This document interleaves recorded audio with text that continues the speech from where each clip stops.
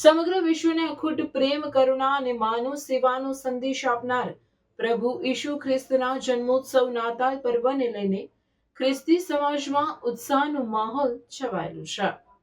નાતાલ પર્વને હવે માત્ર 2 દિવસ બાકી હોય ત્યારે ભરૂચ CNI ચર્ચ મંડળીના સભ્યોએ ઉત્સવની ઉજવણીને દેખાવ કરતા સેવા સાથે જોડીને ઈશુના દ્રષ્ટાંતને સાકાર કર્યો છે.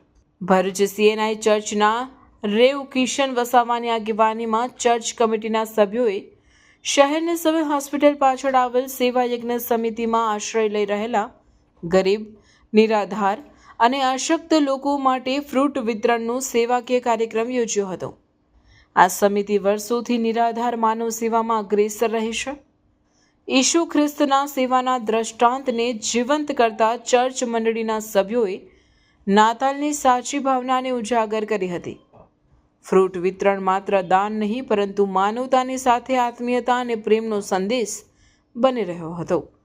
આ પ્રસંગે ચર્ચ કમિટીના ભાઈઓ બહેનો મોટી સંખ્યામાં ઉપસ્થિત રહ્યા હતા. સેવા યજ્ઞ સમિતિના રાકેશ ભટ્ટ અને તેમની ટીમ દ્વારા કરવામાં આવતી આશ્રિત લોકોની સેવાકીય પ્રવૃત્તિને પણ CNI ચર્ચના સભ્યોએ બિરદાવી હતી. આ સેવા ભાવના પૂર્ણ ઉજવણી એ સાબિત કરે છે કે નાતાલ પર્વ માત્ર સજાવટ અને આનંદનો તહેવાર નથી પરંતુ ઈસુ ખ્રિસ્તના પ્રેમ, કરુણા અને માનવ સેવાના સંદેશને સમાજમાં જીવંત રાખવાનો પાવન અવસર છે.